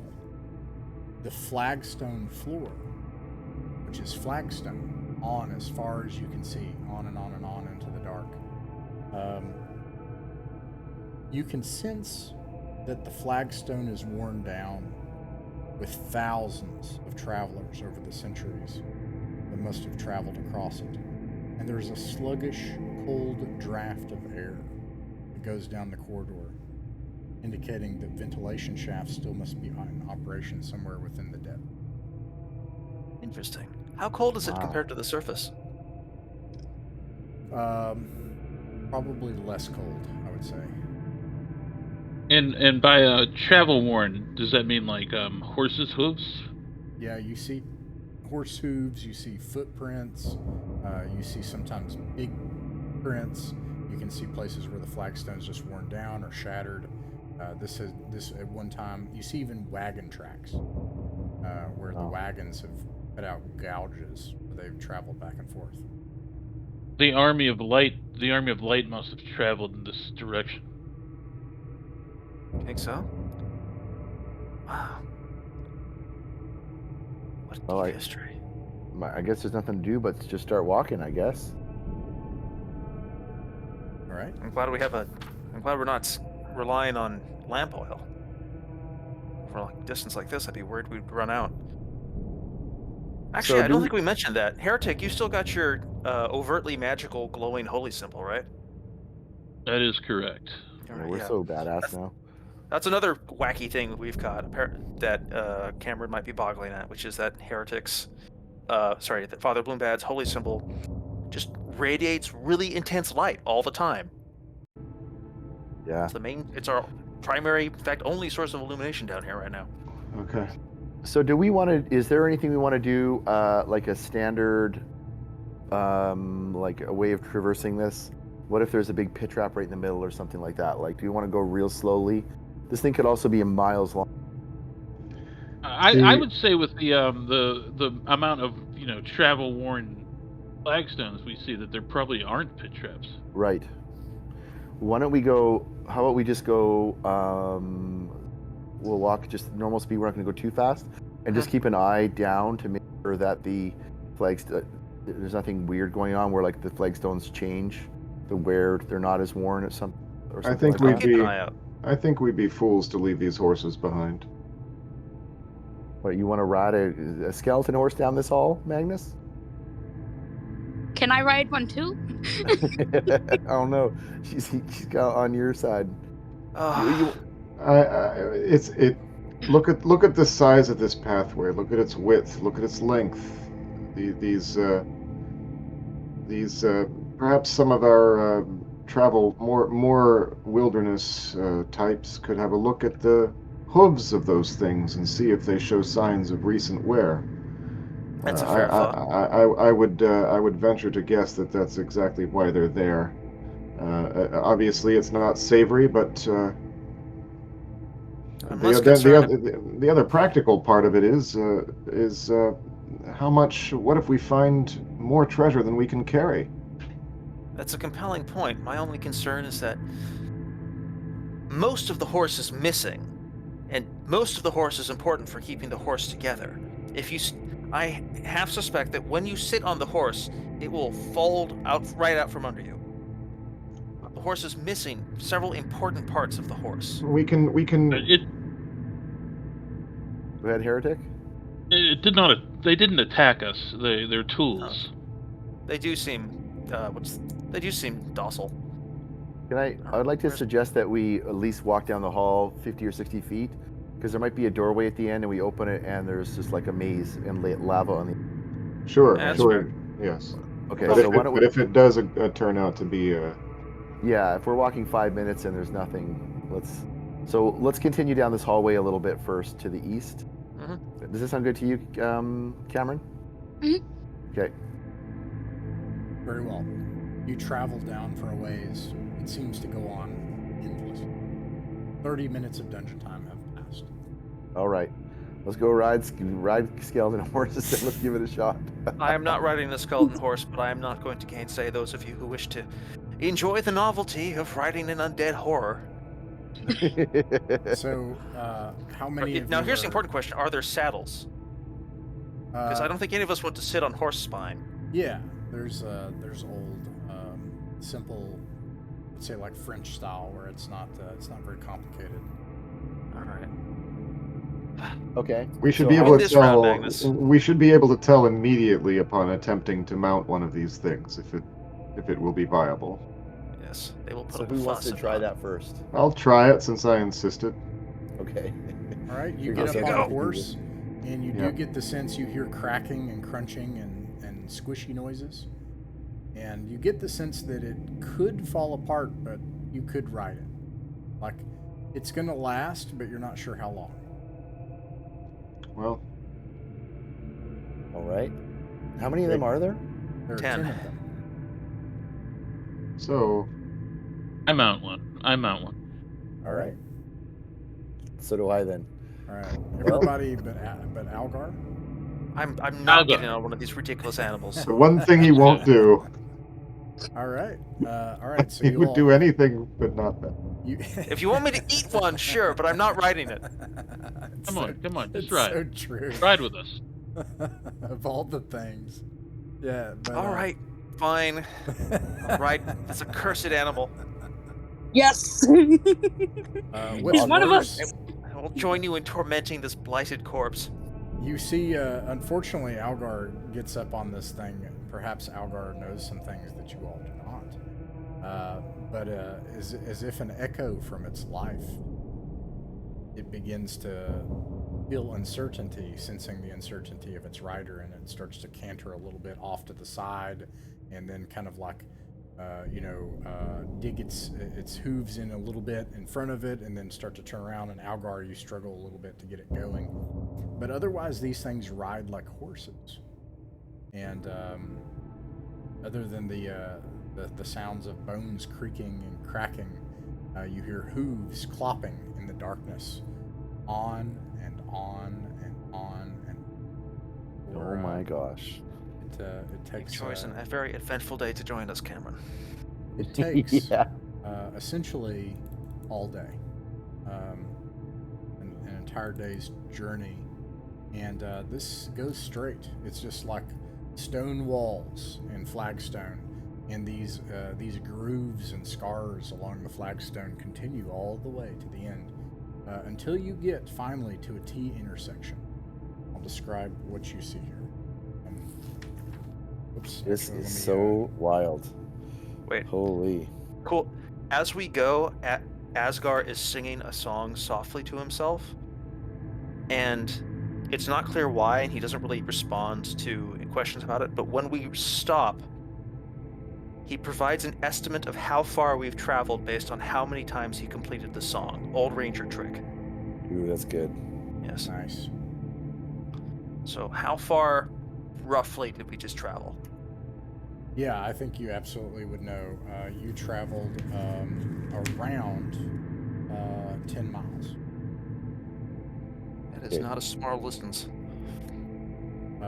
I assume that you didn't like gallop or charge. That is an option if you wanted to like pick up some speed. Yeah. I don't think Alright. so. Everybody These make horses a are already saving proving throw for delicate. your horse. Okay. Day for horse, everybody. 9 and 11. We should have brought more horses with us. Does Maybe they would have mine collapsed pass? anyways. 14. No. Oh, your horse collapses. It simply breaks in two along its spine into two parts. Well, that's just great. All right. Well, I guess this is where we are. Bloombads 2, it Yeah, looks me like. too. You are wearing plate mail. It's a miracle it held up under you at all. All right, yeah, your horse also just it falls apart on you. Its leg falls off. Chris, what Chris. about your character? I want to believe that one of us will survive. Have you ever used roll 20, Chris? I didn't roll anything. I'll roll real quick Okay. though. You want to do it? Okay. Okay. Yeah. I roll 6, right? You want to roll 1d20. the D20. Okay. You want high. High's good. Uh-oh. Your horse falls apart. Dang it! The hooves, actually, it starts to disintegrate. Like the hoof falls off, and then the bone above it, and the bone above it, and just until it's just like stumps. Okay. And anyways, let's see here. You see ahead of you. Alas, poor Yorick. I knew him well. There's a T intersection. The light from Father Bloombad shows something brightly colored in paint on the wall. It is a sign. And you hear the faint din of some odd music. And this painting is of a bat-winged succubus in a lounging position. And this bat-winged succubus is pointing this way. But there's also South? there's an arrow pointing the other way as well. So she's pointing, and then there's an arrow, and above her in Woldish and Common, it says "the last one in." What? Last one in. I get running. I run Towards it or away from it? towards it. You all I'm have just probably thinking- never seen anything this vile, but your modern eyes would recognize this as something like a really in poor taste traffic kind of Billboard, like the billboard used to advertise something crass. Yeah, like a truck stop or like a nose art or something like that. Yeah. Oh, is in spelled INN? Yes. Oh, the last one in. The last one Oh. in. Great. Did any of our horses survive? I think Christopher's did. Okay. I'm good. Right. You Okay, are the so- sole horse survivor. So there's this arrow heading. She's pointing to the south, but there's an arrow on the painting pointing north. Yeah, I should note, I'll say basically there's an arrow pointing both ways. It's clear that the sign is saying, hey, either way you go, there's the last one in here. Okay. Any choice on should we go the way the succubus is pointing to the south? Well, let's Any get over preferences here on and that? see what we see first, I think. Right? Oh, sure, yeah. Okay. Because let's like we do that. can't actually see up what's to the north or south. Yeah, let's do that. You see well, let me make sure actually. Hold on. Oh my god, this place is huge. Are these Stars. torch sconces actually there? They are, but there's no torches in them. But there's torch sconces, and there's the sign, and then there is there's a little ramshackle door here near a bunch of like refuse in a corner, like just a bunch of Right. old junk. It's hardly discernible from a bunch of gravel and stone and dirt that's been piled here. There are chunks of old rotten barrels. But anyways, there's a little ramshackle door here, right there. And then otherwise, this continues on to the south, and then it turns to the, what would be to your left or to the east. And then it looks like further down to the south is some kind of structure. In fact, the walls are different. I should note that these walls are different than the stone walls. They have a smooth stone, and then this down here. I'm sorry, this with where there's the sign of the last one in. That stone is smooth, as if it's a separate structure. Okay, and then down here, this is made of wood, still standing. And then to the north, it just elbows off to the right. The last one in with one end or two ends? Two ends. Oh. It's like an inn. It's a pun. And there's a wooden structure down there. You said there was sound as well?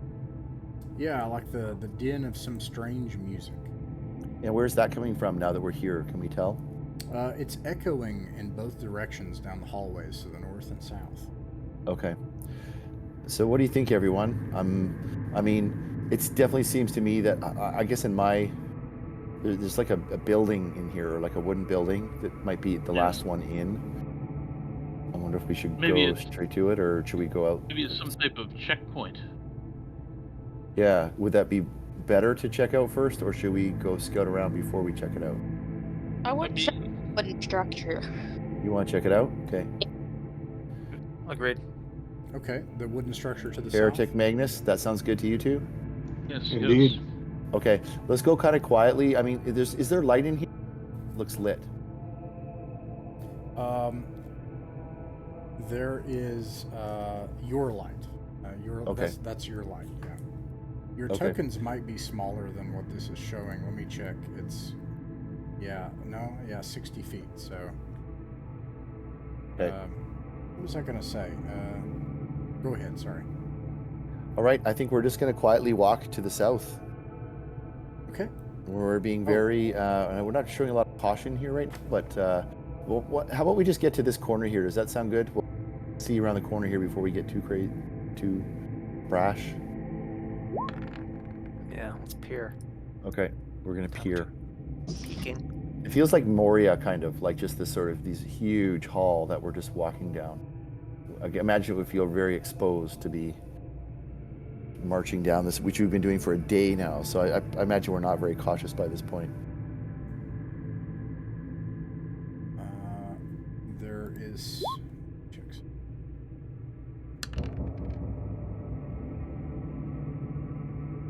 What is happening? Give me a second. This is just so wild. Like every dungeon level is so different. All right. Like, I don't even know if this is a level. Go ahead. No. Yeah. All right. So you travel down here. So far, I think it's been using the horses. It's basically been what is it? It's been like 10 hours, I think, something like that. So you come down here and you see a stable, clearly for horses. My goodness. I'll pop the old girl in there. Just as you would. They docilely just walk in and stay wherever you put them. Are there any others in here? No. Dang it, we should have brought all of them. Yeah. So, anything anybody wants to do in here? Do you want to spend some time searching this, or should we just continue? I'll I peruse it say we go briefly. up to the front door. Yeah, from where you are now, you do see a set of double wooden doors, and then this passage can onto the. I don't Okay. think this place does not seem like it conceals great treasure. Or if Okay, it does, let's- No, it probably belongs to someone. Okay, we'll just skip the stables. We put our horses in there. It sounds like Magnus. Anybody else do that? Got one other one, I guess. I gently lay the skull of my horse to rest in the stable. Perhaps it will grow back later. I do the same and pat its head and leave. Okay. They served us well. Mine is just lying in the T intersection up above. So, it sounds like we're gonna let's go to those main doors then. Does it sound right? Good, everybody? Mm-hmm. We're not gonna take time to search this. I'm just gonna post a little map as we're going. I'll do it in a bit here. But I'll occasionally post a map for us too. All right. What do you do from here? Go to the front door and open it up. Yeah, what does it look like? The doors? Oh, go for it. Yeah. They are a pale and fairly well-kept wooden doors. They're large, set of double doors with what do you call with ring handles. Cool. All right. I guess Bloombat's opening it up. Yeah, I pull it open. The music grows louder as you open it. And the music is a strange ditty. It is not like anything that you've ever heard. I'll describe what you see here. Oh my god. Okay. This is clearly the common room of a tavern. It contains 2 large wooden tables, chairs, and a bar for serving drinks. Behind the bar stands a large figure. Let me see if I can find him. I can see him on the map. It's an alarming face. Yeah.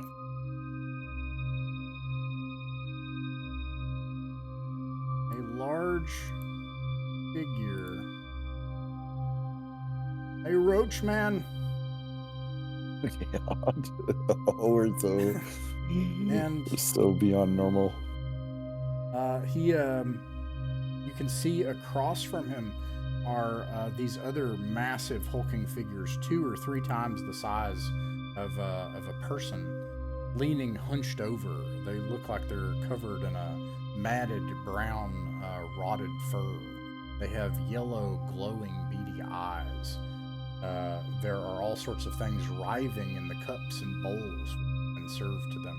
They turn to you, all of them, as you enter, and the roach man speaks, and he says, "Well, welcome. Come on in." No, it'd be better if the music would have stopped when we walked in. I'm just curious who's playing it. Where's the music coming from? Yeah, you don't know. There's Eerie. no one performing it, yeah. Yeah, I will walk up to the bar and I'll slap 5 gold down and say I'd like to buy buy everybody around. All right, we're on. These hulking figures go, "Whoa," and then they like slam the bar table, and he says, "All right," and then he brings out some more rounds, and he brings out drinks with 5 gold pieces for each of you, and they are in nice steins, and they smell fragrant and they smell nice. Well, What go ahead, Damus. What are these things drinking? Same thing? No, they have like big, bright maggots that writhe in a bowl. Oh, that right. they're eating. Okay. Gosh. So, I And he brought recognize out any of these drinks for them creatures? also, right? Yeah, like yeah, but it's putrid and weird and bubbling, the stuff that he brings out for them. I assume it's different tastes. that means that there's those of our kind who've come here before. Either Indeed. that, or the bartender is magical and is somehow knows to bring us different drinks. Or You both. see casks of some kind of alcohol over here, and you also see a door to the north, and then there's a small door leading to the east further into the inn. And he says, "Are you looking for rooms, travelers? How much? 10 gold pieces a night, unless you take one of my suites. How much are those? Suite is 50 gold. But I'll make you a deal." Comes over and he starts to lean, but it kind of has that effect if you've ever seen like a millipede like start to curl up, like where, imagine someone leaning, but one set of arms, then another set of arms, then another set of arms, like that. And then he goes, "Got a little problem in one of my suites. If you take care of it for me, you can stay for free, and whatever you find is yours." Well, we might be up for that, especially to make your acquaintance and build some trust here. We're travelers from a long ways away, I think. Oh, this Well, is what's the just problem a you place have? for travelers. Seems so. Everyone that goes in the room, no one comes out. It's bad for business. Well, Do you hear it? Do you hear anything? Do they leave anything behind? Does anyone open the door to see what's left? He like does this with like 3 sets of his arms. He's like, I'm not going in there. okay. I'm But gonna, as to the hearing, are there screams? Do you hear crunching noises? Are there is there splattering sound? Yeah, maybe like, Heavy thudding or light ripping, or perhaps the whooshing of Eerie a alien ululation. steel blade through the air. There's Or so like many things that you could tell us. he, like I he- like celery it. cracking in half.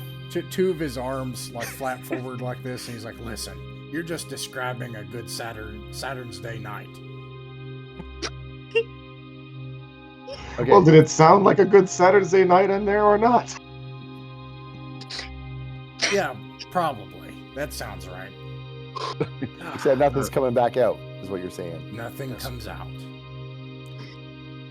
All That'd right. be so- too good a Saturday night, I suppose. I feel like before we commit to engaging in life or death peril on behalf of a man we've just met, we should at least exchange names.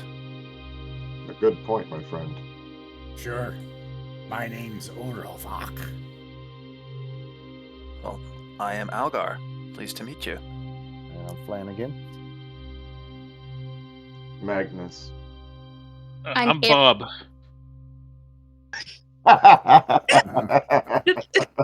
Nice.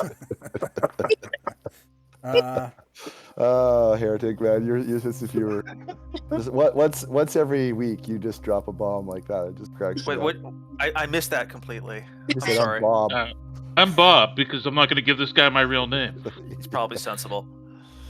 A quick note out of character meta here. You have a new sanctuary, even though it's miles underground somewhere. That Maybe. just blows my mind. It totally blows my mind. Absolutely wild.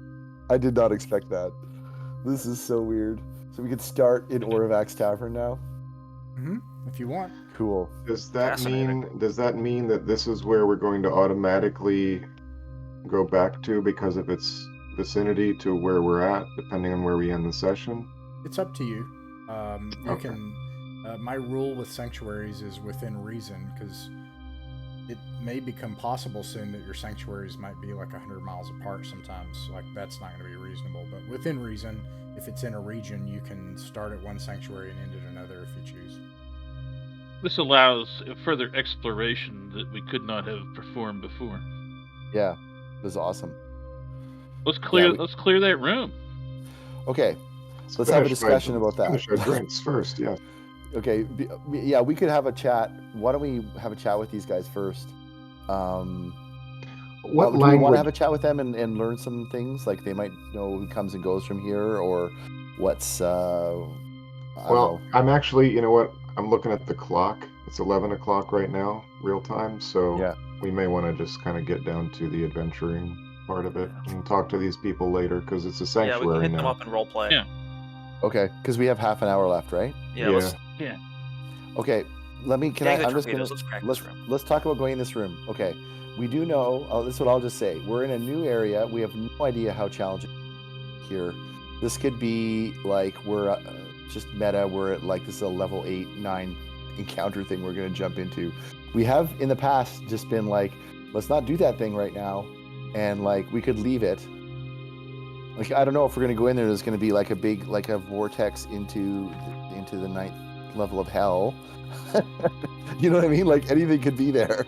Do we want to do it? We could just go for it, but I think we're inviting. So there's like. I don't think it'll be that harsh. No. Okay. I don't think think so either, but it is somewhat equally tempting to map out this little area a little better. But that's the only thing I'll throw out there. I could go either way, but I am itching to cast some more spells. Right. Well, we could go for it. Yeah.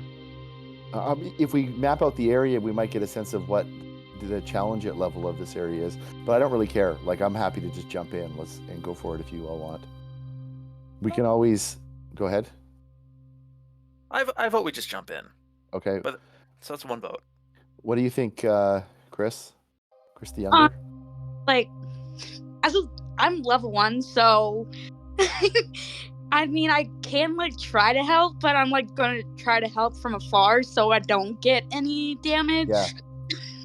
Yeah, you should stay in the back as far as possible and like shoot arrows and not be. Yeah, that's. I totally think that's a great idea. Up and personal with it. Yeah. Almost Are you, dance party. are you okay going in? Are you okay? Are you into the idea of going into this? Yes. Okay. Bloombad, you're in? Yeah, totally. Okay, let's do it. All Adventure right. time. All right, so he okay, well, yeah, what do you tell the Roachman Gorovak? Well, there's probably a lot of catching up we can do, but we're the type of folks who are prone to helping people. So why don't you lead us to this room and we'll try to help you out. He's a people. He says, "I've got business to do here," and then he's like folding some of his hands, and then other hands are he's talking with, and he's like, "Look, it's nothing personal, but I gotta make a profit here, so if you want my suite, it's 50 gold.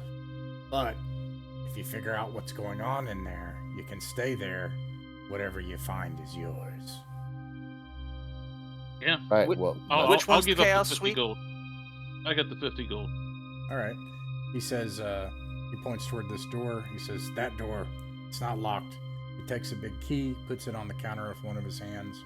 And he says, "Down the end of the hall, take a left, first door on the left." And you know what, Ross? I'm going to give him another 50 gold and say, and this is in case anybody ever asks about us, we weren't here. that's a good idea. Who was here? That's what I'm talking about. He starts cleaning up, and he goes back to work. All right, Bob. Nice work, Bob. I lean into Elgar and say, "Do you ever wonder what Father Bloombad did before he became a cleric?" Yeah, he's pretty shady. No, I feel like I have a fairly clear idea.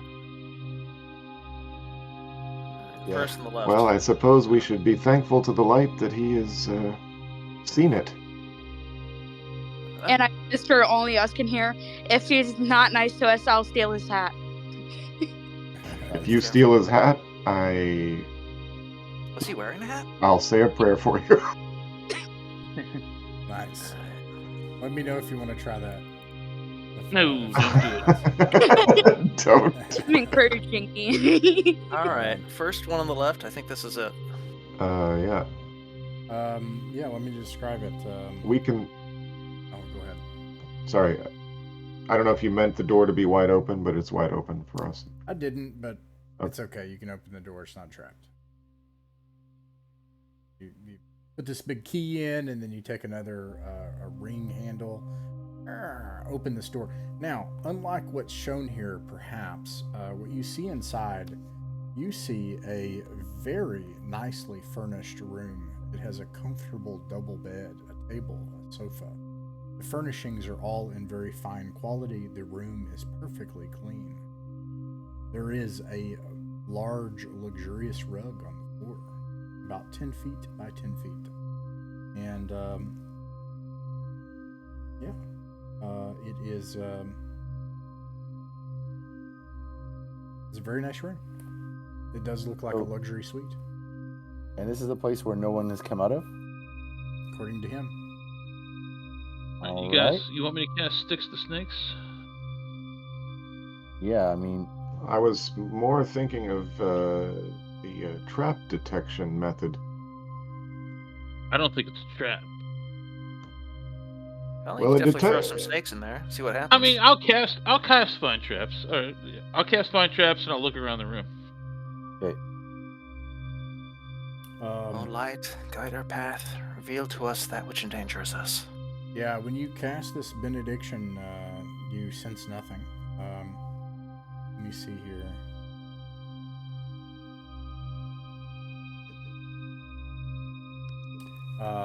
And then you said well, I'm sorry. What other than that did they do? Well, actually, So first of Find all, Traps first. Okay, yeah, you cast find traps. You don't sense anything. All right, so I'm Okay. going to cast a bundle of sticks on the ground, and I'm going to cast Sticks to Snakes. So far we haven't entered the room yet. I think we'll wait before we do that, it sounds like. Okay. Where do you? So I get Oh, go ahead. Sorry. right in front of the door, right here. So I get 12 snakes, and there's a 50% chance they're poisonous. Can you keep Okay. track of the snakes for me? I can. I'm gonna do 12 D100 rolls. So 1, 2, 3, 4, 5, 6, 7 of them are poisons. Where do you cast this spell? Like right there. I cast the bundle of sticks onto the ground, like right there. All right. All right. What were you And saying, these 12 Jay? snakes appear. Well, I'm just saying, it sounds like this is our. I mean, I guess we're going to investigate the room, but this is our first. Nothing really yet. I think we're just like after this, we'll agree on what to do if we're going to enter the room. But I think none of us are decided to enter the room yet. Okay. I think I was going to say Flanagan's like, well, what the hell are we going to? Now we're going to sleep in the room with a bunch of snakes. How long does that last? Bloom bad. Right. I the mean, I snakes. control these snakes, sir. Oh well, okay. Sir, you just rode an undead horse 10 miles. Yes. I'm sure you'll manage with the snakes. Well, I don't want to sleep with them. That's what I'm saying. They turn back into sticks at a certain point in time. Don't worry. All right. If one of them bites you, it's not like you can't heal up anyway. Except for the ones And we then don't. But Yeah. Yeah. I'll hold the door open and I'll have the snakes just slither all around the room, like every corner, every inch. does that sound okay with everybody? Yeah. Yeah. Definitely. All right. If we're doing snake recon, something happens. We're just watching as all these snakes just scatter. Go ahead. The big carpet suddenly, as snakes just start slithering around, it Knew it. lifts up the carpet, and you can see underneath it this big, thick, fleshy, meaty maw underneath the carpet as it finds new things to eat. May it choke on the poison.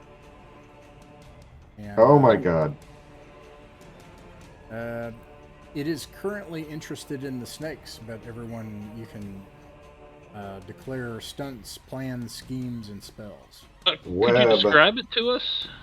Sure. Yeah. It starts by looking like a rug, but then when it lifts up, you find that it's actually way thicker, and underneath it is just this hunk of meat, of fleshy, red meat all the way across the bottom, and on the bottom there are these little maws all over the place, and underneath it is a bunch of skeletons and crushed bones, as well as things shining. Ooh. Okay. Webb. Okay. So, is it possible for us to fight this without risking being bitten by poisonous snakes at the same time, or should we wait? The snakes are under my control, bro. Yeah, they're Oh, are summoned they? monsters. They're our homies. These Okay, snakes, I didn't know that. we're tight with the snakes. Okay. Cool. Yeah. Snakes are these snakes are honorary members of the Hounds of the Pine. All right, I So, didn't realize that. Plan, schemes, fine. stunts, spells. What do you all think? I'm just gonna sort of Webb. stand back for a minute. I guess we might as well attack. Yeah. We might as well get Uh, it right. Okay. So Well, do you want to web? Do you want to let my snakes all take attacks before you web? Well, the web's not going to stop them from attacking. Well, How- yeah, they're all around it, so they're gonna. How Get caught wide? up in the But this thing looks like it's 20 feet by 20 feet. Is it that wide? It's pretty big.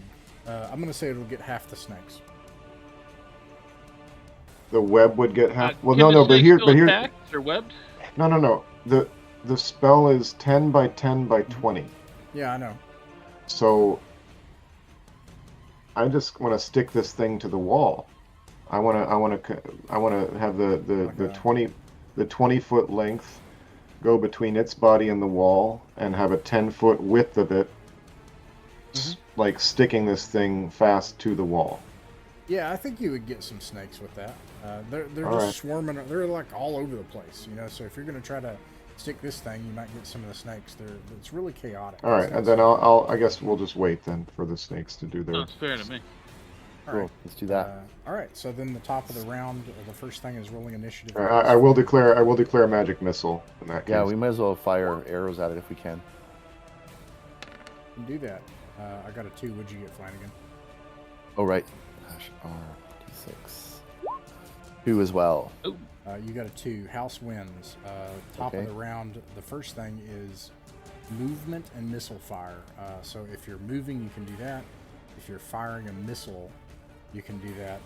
And of course, notably, Cameron, if you want to attack now, you can. Your bow and arrow can fire 2 rounds. Fire twice with it.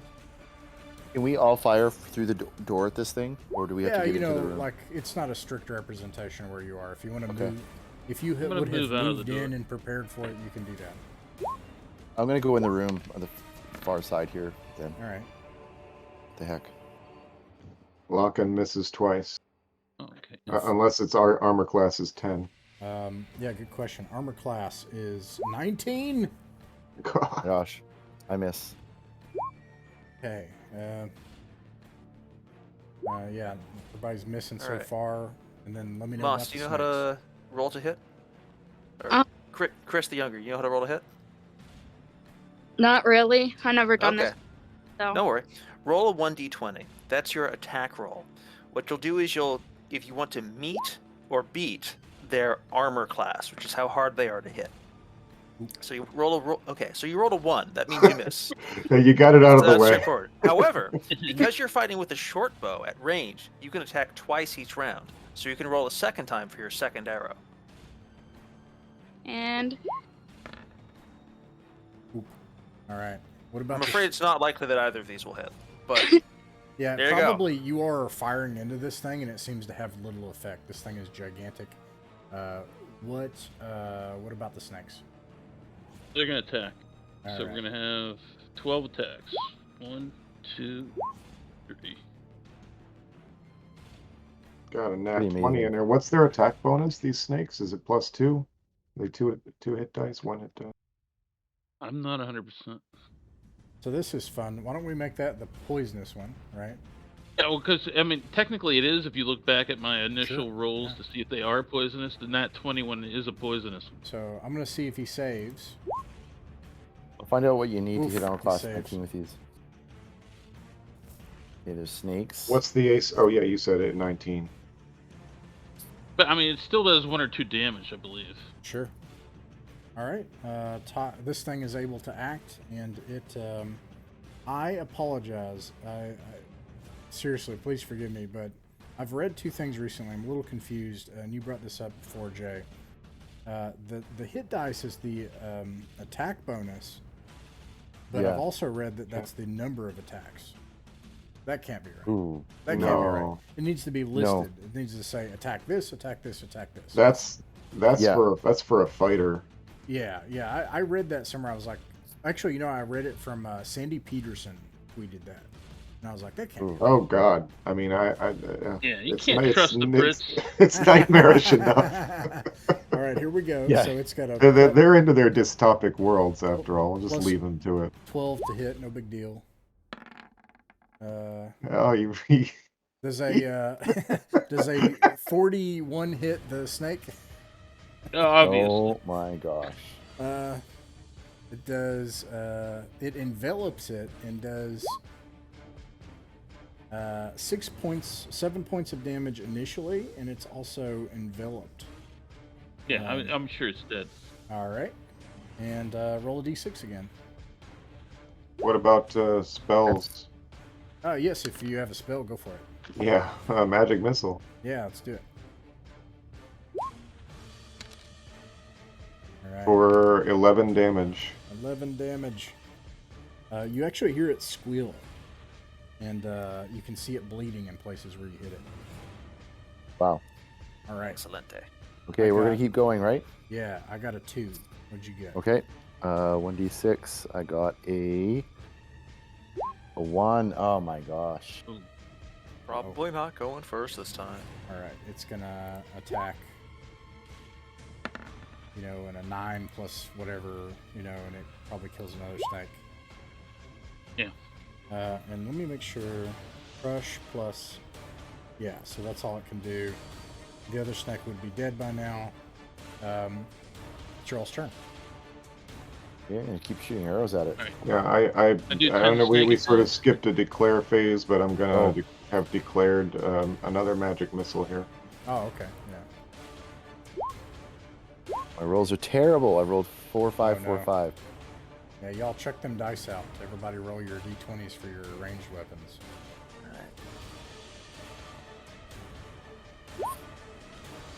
Funny, there's no snake listed in the We're monster. going to have to list. very quickly determine whether or not these snakes can get a poisonous strike in on this or not. So all of it's looking like no. So let's look at the snakes. Oh. Come on, snakes. It's funny. I can't see snakes in the monster list for the. Oh, doesn't look this- good. Oh They're no! They're keeping it busy. They're keeping it busy. And Yeah, that's Chris, true. you can roll twice. You can roll a second time. I did. No, I'm sorry. Oh, We're calling sorry, Chris, sorry, Chris sorry, the sorry. younger than it is. Cameron, character Cameron, names. yes. Ah, so close. Wow, All right. Okay. that's bad luck. We've all All got. right. So let's see. Bad start. D6 again. We're going to need to Well, fire through these pretty okay. fast. Yeah, Yeah, okay, magic let's do missile. Of course. Magic missile again. D6. I got a 3, so we're first this time. Excellent. Okay. And you got So same thing. 9 damage. Well- Declarations. 12 damage. 12 damage. Okay. Okay, and everybody roll again for missiles. Okay, now I'm getting somewhere. 17. I got one too. Locken is stinking up 19 the armor joint. class. I did 5 damage. 5 I'm damage. declaring web now. Okay. All And right. so, Cameron, you can roll again too. We're already on the next round. It's kind of whipping. And by the through. way, web This shouldn't. I mean, the web shouldn't be able to. It shouldn't stop the snakes from attacking.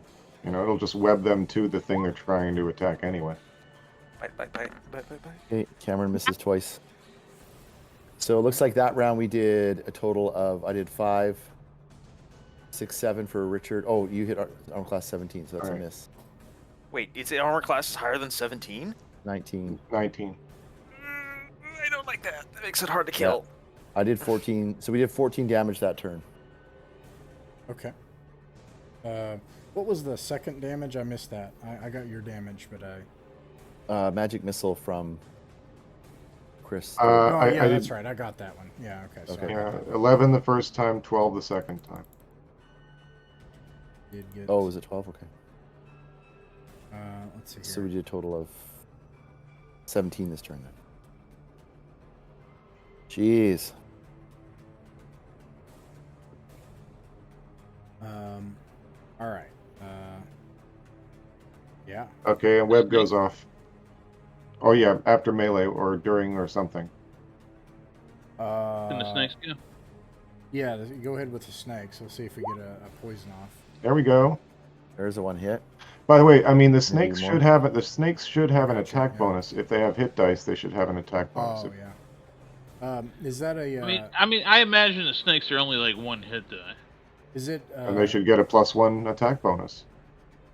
Are these poisonous? The 18, 19, and 18. Hold on.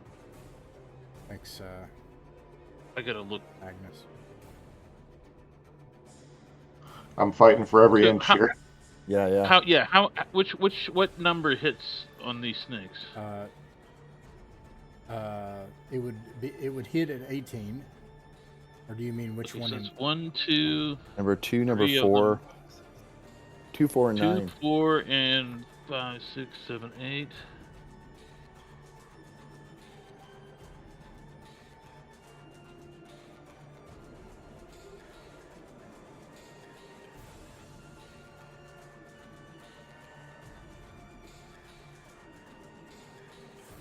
The one is poisonous. okay. Let's see, and it Yes. fails.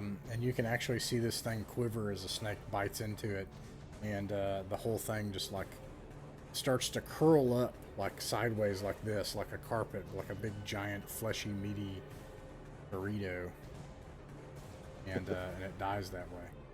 Woo! From a snake bite. Amazing. Magnus will start burning and chopping off these webs.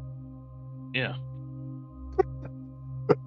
There is a gigantic, nasty, fleshy, fat carpet thing rolled up, and other than its blood in places and the snakes wriggling around, you can see that in an indention in the floor, there are 3 skeletons worth of crushed bone.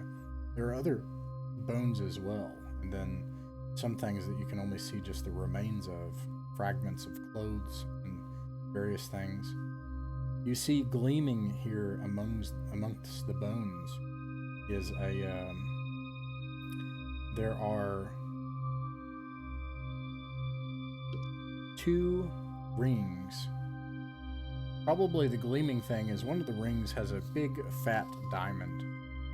This diamond you think is probably worth 5,000 gold pieces. Holy my shit. goodness. It's like a big old fat diamond off somebody here. And then the other ring appears to be a plain ring with some sort of cipher or code inlaid along it on the outside of it. Ooh. Can we read it? Or is it a language any of us understands? It's a Magnus. If you look at it, this is a magical cipher. This is some sort of magic ring that was constructed by someone that has their own secret magic language. I have to get it back to, or at least get some rest before I can properly have a look at it. But clearly magical. You don't have read magic? Not at the moment. It doesn't help save our lives, so. I mean, can we drag this thing out so that the roach indeed. tender... No, I'm gonna slice a piece off of it and put it in a jar real quick, and then. Yes, I was just thinking we could tell them that meat's on the menu again. They offer you 1,000 gold pieces for it.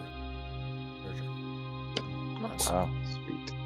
This is a huge slab of meat that's been lying in the floor eating people.